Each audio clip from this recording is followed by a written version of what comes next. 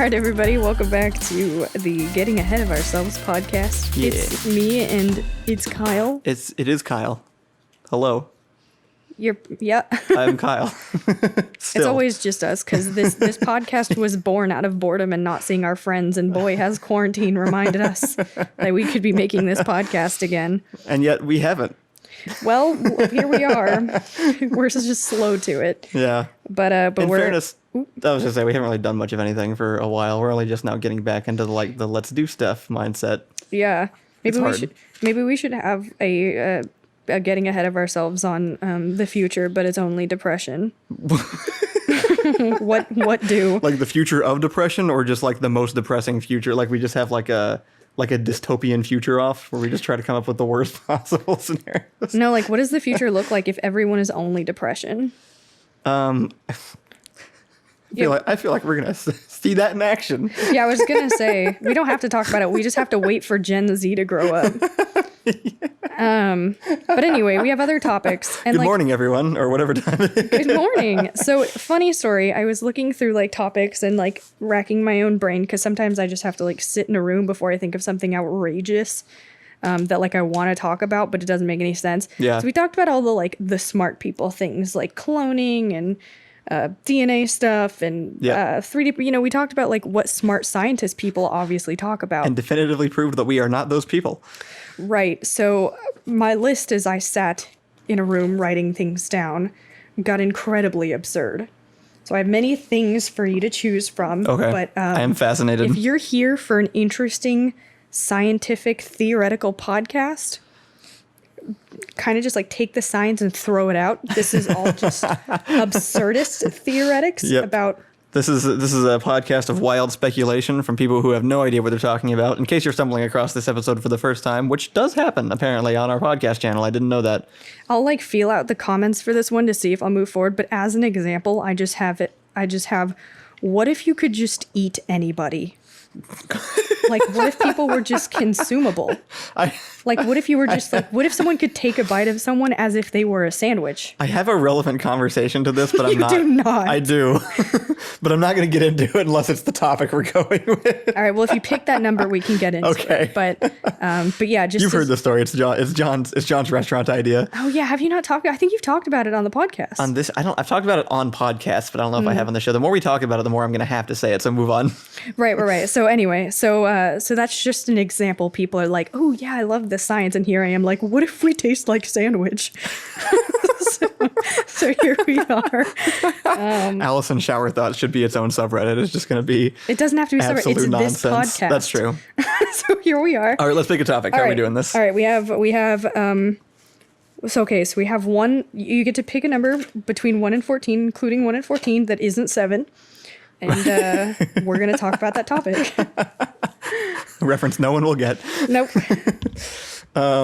Okay. I'm going to go with 8. 8. Okay, that's a good one. All right. So, Kyle, I'm supposed to start these off with a question, but boy, is my mind fried after trying to come up with all these topics. Okay. Kyle, what if Ganon, our dog, for anyone who doesn't understand, what if Ganon was a robot? What if Ganon was a robot? No, I'm asking you. You can't ask me back. I'm asking you. I imagine there would be less poop. Okay. So, all right. So the topic of today, which I thought was really interesting because I think I'm super interesting for no reason. So we always talk about we always talk about the future of like humans coexisting with robots, right? Yeah. Right, like iRobot and all the like robot uprising things. Yeah. I personally find that significantly less realistic than humans coexisting with animal robots. Do you now? I do. I do. I mean, I like. So here's no. Here, I mean, one of the conversations is about AI and one is about something else entirely, but sure, go ahead. No, hear me out, right? Because we were touching on this before. Okay, so in the 80s, right, we were touching on like AI, but it never came to as like anything the 80s. Yeah. Like it never came into home computing didn't exist in the 80s, so it was a bit premature at the time. But 90s come along and we have that little robot flippy dog thing. We've been getting closer every single year. You have no idea. Kids toys, right? Yeah. I guess I'm actually really unfamiliar with kids toys right now because I don't have kids and I'm not one, so I don't. I think kids' toys probably have suffered since like the iPhone and iPads, but that's probably true. But I'm just saying, like, I remember being a kid. I wish I could remember the name of that little dog. It was a little robot dog, and it would like occasionally flip and wag its tail. I had one, but I realized I only learned growing up that I had like the weird off-brand one, and it wasn't one anybody else had. Oh, I had Techno, the robot dog, in 1999. I have a Polaroid photograph of me as a child holding Techno, the robot dog, in front of my family Christmas tree. It is the most 90s photo of me in existence, I think. So you laughed, but here I am making solid points about why this is an upcoming thing in our future. So like we were all really interested in the idea. It's because we wanted to see ourselves, right? We were like, ooh, robot humans, that's so cool. What would that look like? But I think realistically, the way we gotta go is robot animals. Think about everything we could ever want could actually realistically be programmed into an animal, unlike into a human. Well, actually, okay, so I can run with this. Few different points, actually. Yeah, let's hear them. One is we actually have already successfully created computers that I think down to pretty much any discernible level can imitate the brains of smaller animals. I think we're talking really small. I think we're talking about like maybe a rat at the largest. I know we can make an insect brain. We can make a computer that functions as well as an insect brain by good now. For the robot bees that we'll eventually need. Yes, exactly. No, I'm not even, joking. No. And I think that creating some kind of replacement for like beasts of burden kind of makes sense, especially if we want sort of like to look toward a future of like hippie crap, like, make sure you don't hurt the animals or use them for things they're not meant to be used for. Like humans using robots does seem more humane in a way than like using, horses or plow animals or things that we have cars that replace horses, right? It already has happened. Oh, that's true. That's a good point. And I think we probably can't talk about this stuff without mentioning the first thing that comes to mind is Boston Dynamics robots. Oh, yeah. Which is the company that made the robot like pack mule dog for the army that everybody's seen online that can like not fall over and they can like run up and like kick it or whatever and it'll right itself, or you can like go up and down stairs and all these different things. Yes, it is. Yeah. I know what you're talking about though. But yeah, I could definitely see, but I guess I wouldn't consider that a pet. I think that's kind of the important thing, is the distinction is like robot animals, like replacing jobs that we have animals do traditionally, I think makes sense. Because again, we've already been doing that for decades now, ever since the Industrial Revolution started. Well, think about but like a robot dog, it's weird because like I want to say like a robot dog couldn't really replace the way Ganon is as a living creature. See, I disagree. But when I was in kindergarten, I freaking wanted a robot dog. That's why I got one for Christmas. So. Who didn't? They could flip. And Jimmy Neutron was out at the time, and he had like the robot dog. God, he did. That's Goddard. Yeah. Okay, that's a perfect example of exactly how. Okay, so here's my line of thought. Though it's to clarify, this isn't like a future in which I think we should encourage necessarily. It's just a potential on a different timeline. This is what happens. Think about how many animals are abandoned and killed at shelters just because their families didn't want them. They were too much work, yada, yada, yada, right? Animals suffer at the consequences of people and our failures to be decent. That is true. So some company shows up and is like, let's free the animals, though there's some, there's an argument to be made for why that wouldn't just work. And they start making... Just let them all out right now. they start making robot animals, robot pets. Not just animals, pets, distinctly pets. Sure, you did say pets. We did start this talking about pets. Yeah, definitely pets.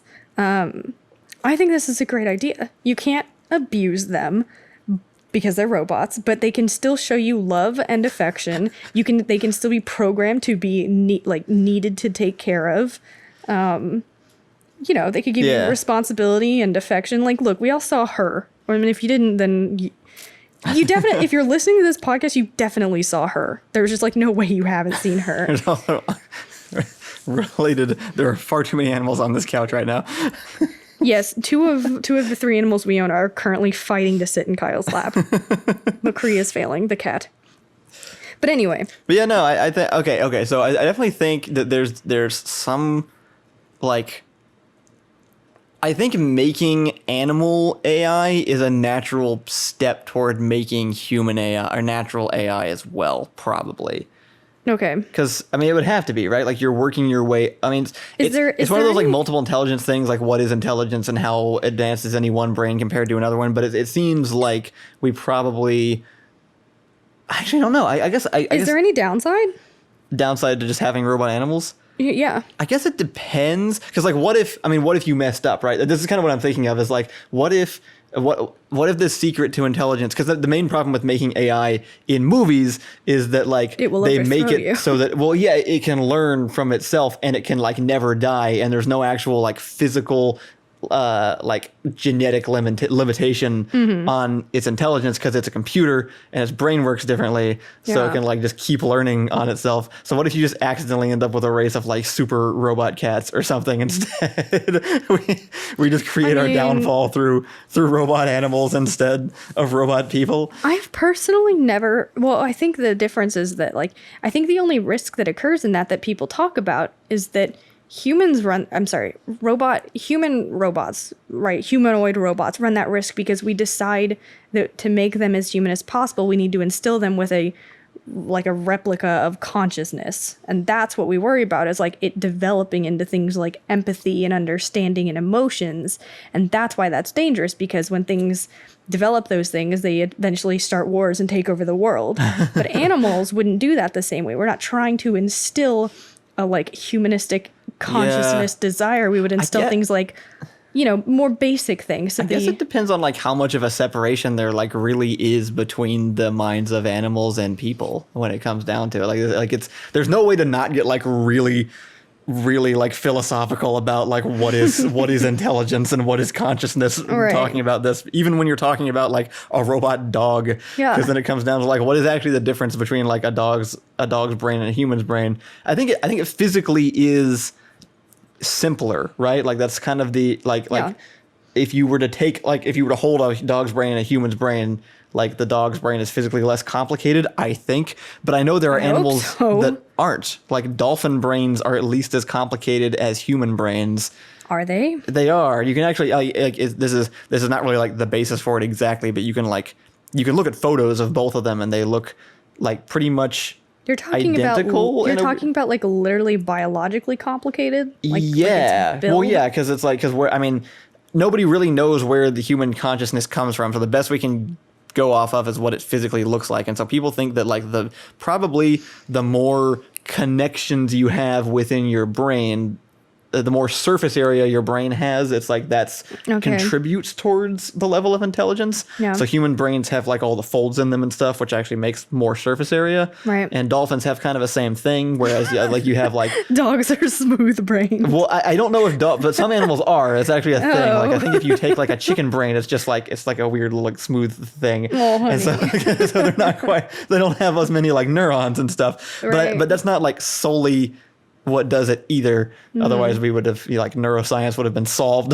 if we understood. I'm also this is another example of just pulling stuff out of nowhere. I don't know. I've seen a photograph of a dolphin brain next to a human brain and they looked kind of similar, except the dolphin brain was bigger, and that was pretty much it. I really like the idea. Like I know people have thrown around the insult like smooth brain, but I've never heard like the affirmation of oneself as having like the wrinkliest brain. Like I've never heard this anyone is a Troy like, line talk from Community up. though. Anytime his mind gets blown, he goes, "You wrinkled my brain."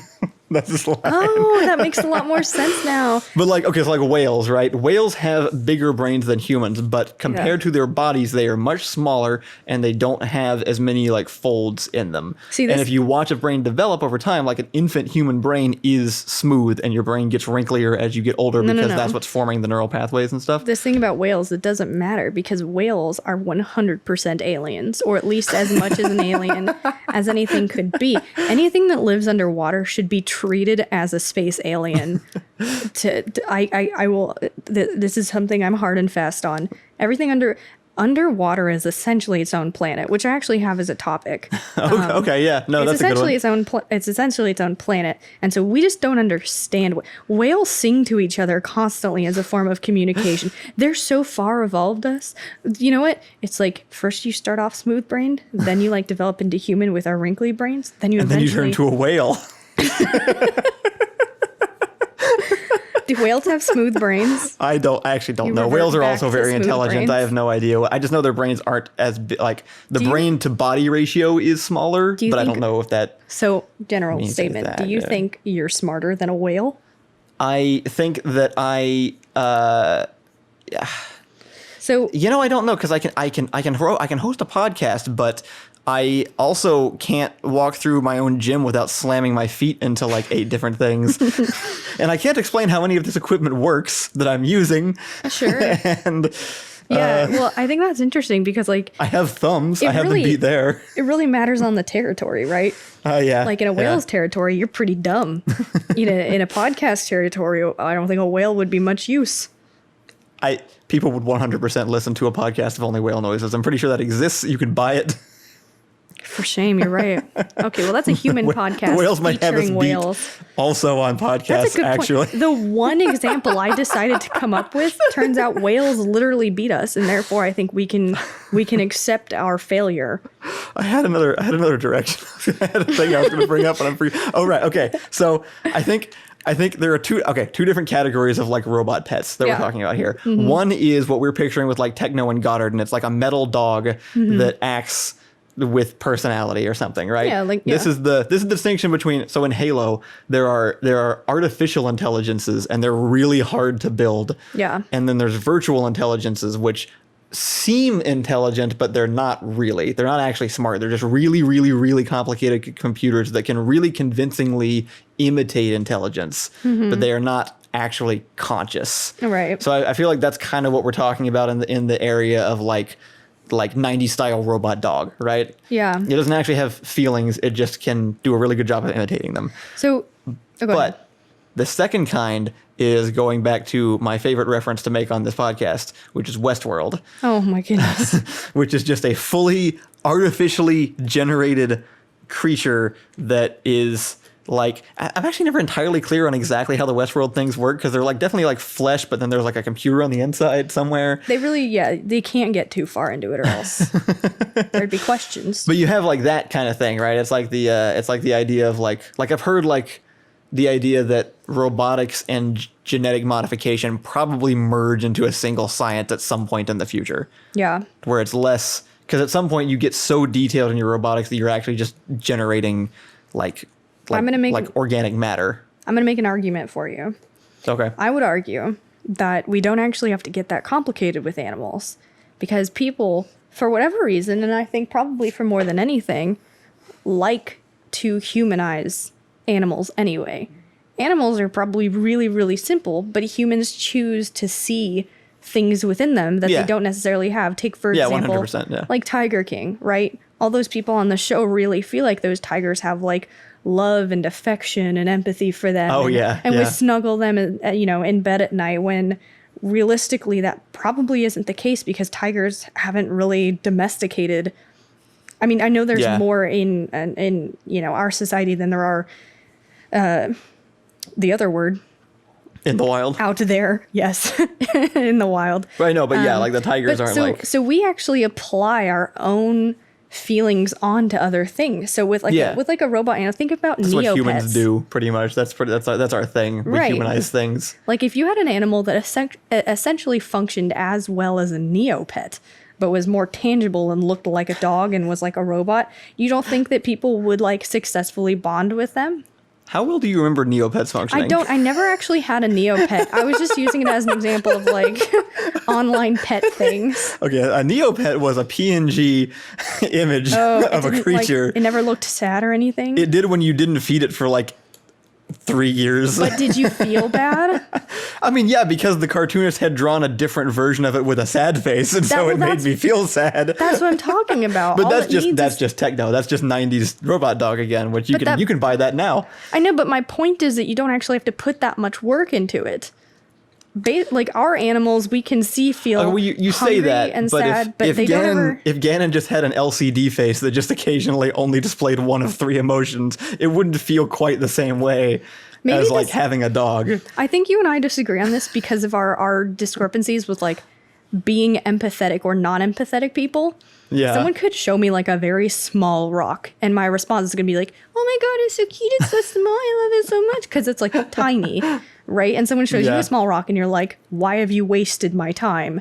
And I think that maybe is like the discrepancy between us because someone could literally like if someone drew sad eyebrows on Ganon's face with like a Sharpie, it would break my heart into like 1,000 pieces. So are you arguing that people that like robot pets people would like as much as actual living pets? Do you think they would be as valuable? Arguably even more because you could instill more complicated elements into a robot dog than you could in an actual dog. I'm not sure I agree, actually. No, you don't think so? I don't. So I think the direction you're coming from is true. This is also a community quote from the pilot episode.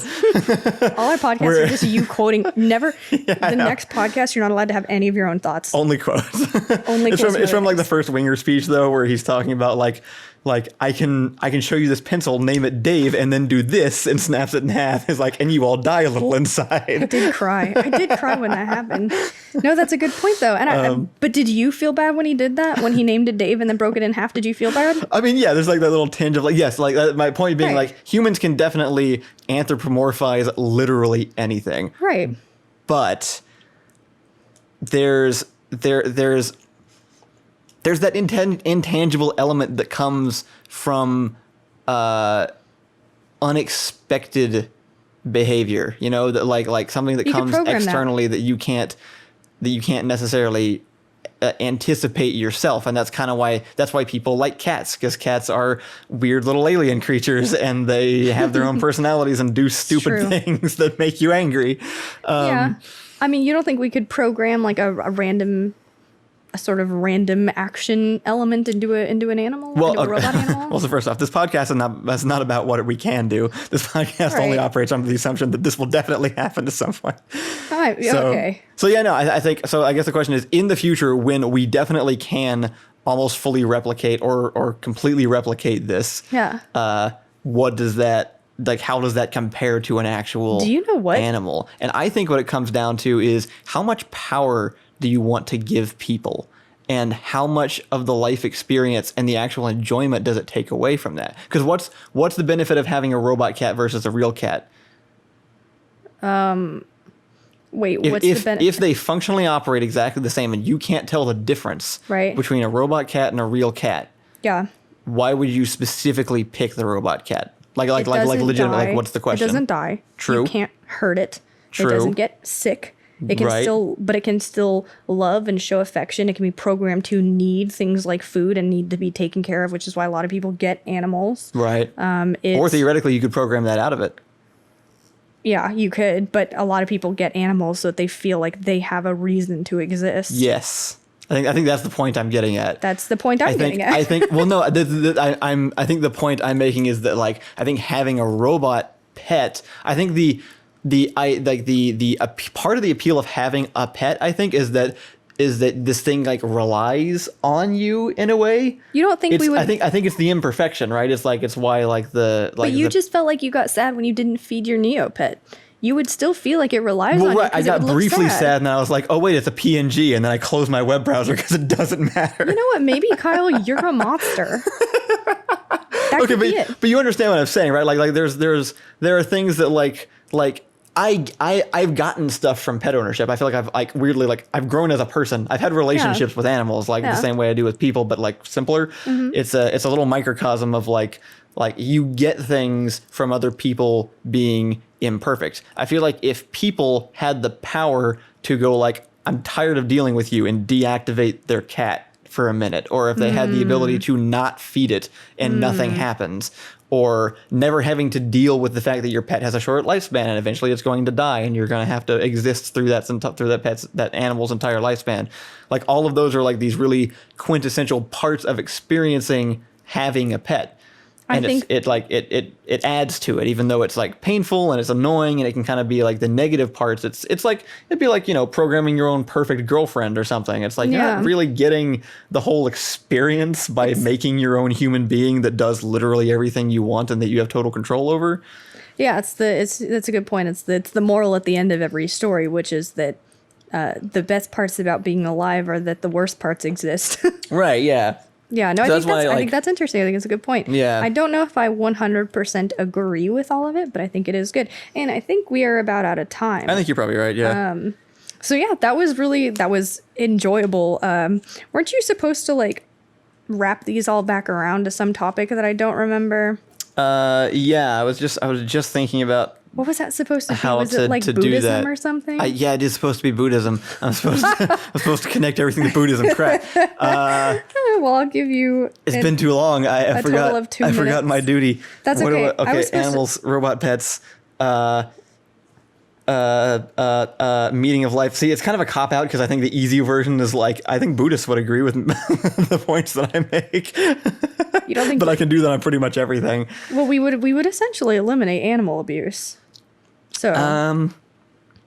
Yeah, I mean, it definitely would be a possibility in that there wouldn't be animals to abuse. Right, eliminating animals would certainly eliminate animal abuse. Well, there's an argument to be made for that, isn't there? Yeah, no, I mean, that's definitely like PETA would approve of this. Okay, hold up. PETA cannot. PETA, nobody talk. I'm gonna actually just bleep over the word PETA. You don't edit these. You're right, you're gonna do it. Because I dislike them greatly. Anyway, all right. I think that's good. Kyle failed to impress us with his Buddhist knowledge. No, damn it. I had a 4-episode streak. I can't end now. It's been like 2 years. You're forgiven. All right. Thanks for listening. Oh my goodness. All right. Thanks for listening, everybody. Tune in for the next one where we talk about an unknown topic in one of my random shower thoughts. I don't remember how I used to end these. The Buddhist doctrine is that you have to repeat life on Earth until you have learned your lessons and can ascend into the next plane of life. And if you can't make mistakes, you can never do that. So by getting robot pets, there's no way to make the mistakes and learn the lessons you need to, and you are doomed to an eternity of being an asshole who abuses robot dogs. Beautifully done. Done. I'm saying that's good. It was good. All right. This is the end. Thank you for listening and making it this far. We will see you on the next podcast.